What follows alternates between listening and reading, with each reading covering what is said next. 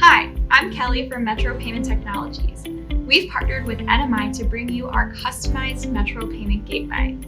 Today's video will be covering the topics shown below.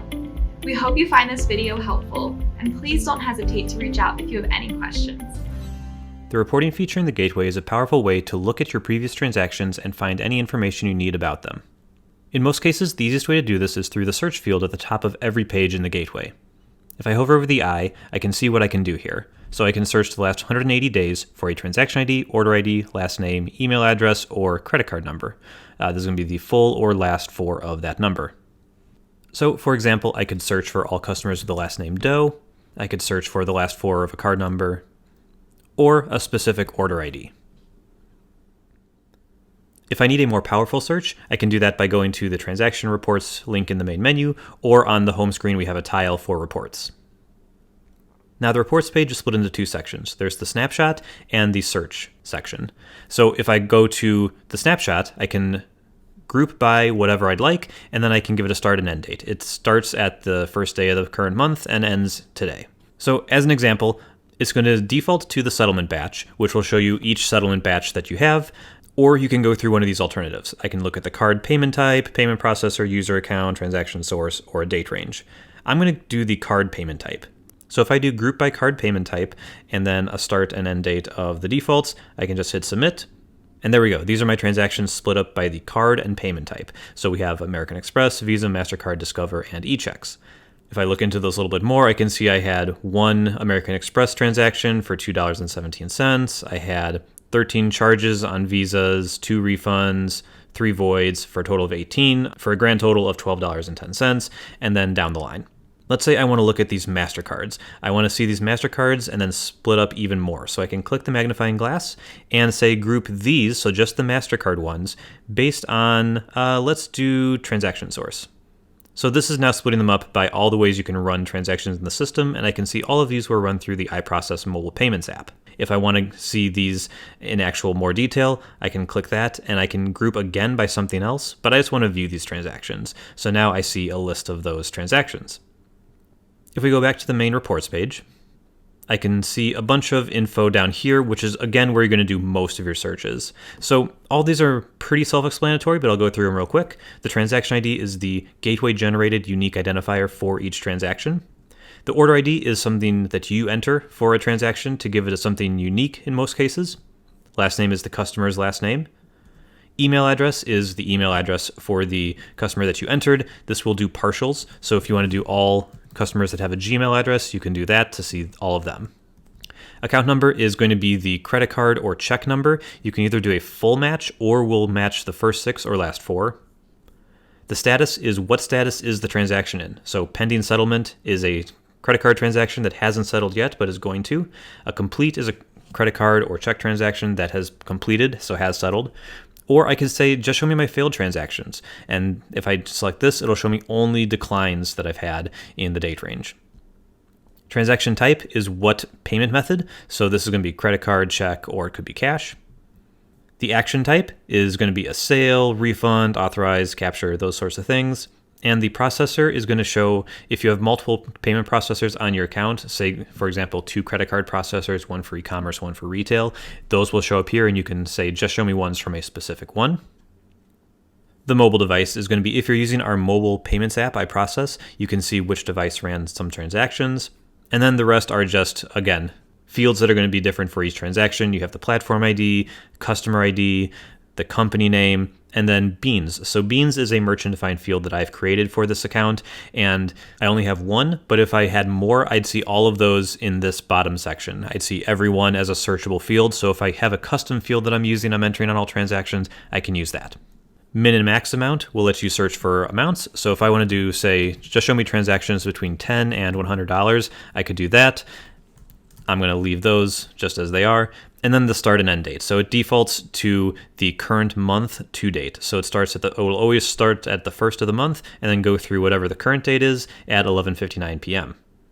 You can edit these. So I can edit this down to, say, the 28th, or I could go to the calendar here and pick a new date from the picker.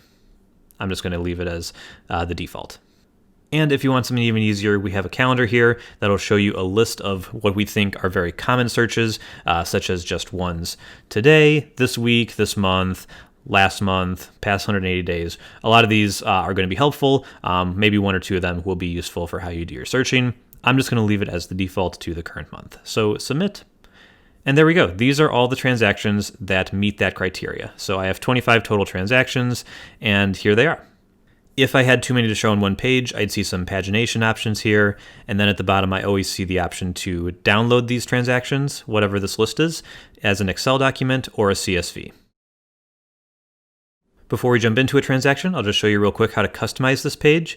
If you want to move things around, you can grab any of these headers and move them around the board. So anywhere over here, I can move status over there. Maybe I want the amount next to the status. I can bump that over there. And there we go. You can just kind of move these however you'd like.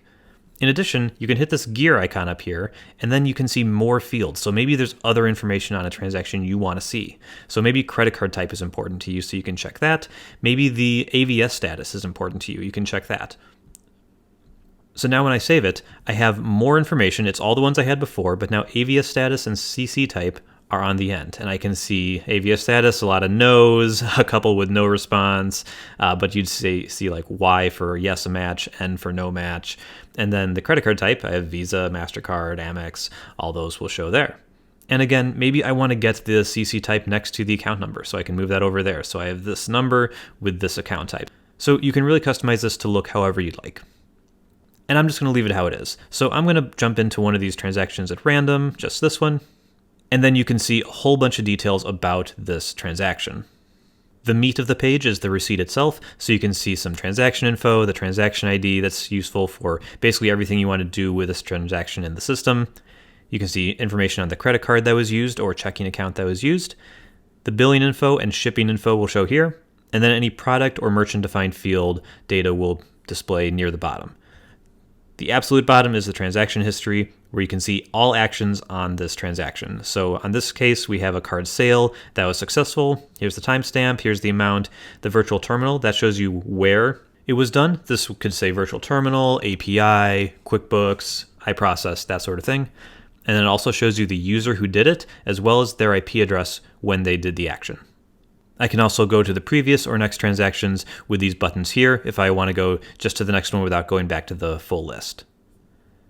And then at the top, there's some actions I can take on this transaction. So I can create a subscription with this customer's information. If I click that, that takes me to the add subscription page, and it already has their card number and all of their customer info filled out for me. So I can go ahead and add a recurring payment for them without having to ask for their card info again. Similarly, I can create an order template with all of the order info here to use on another customer later, or I can add them to the vault.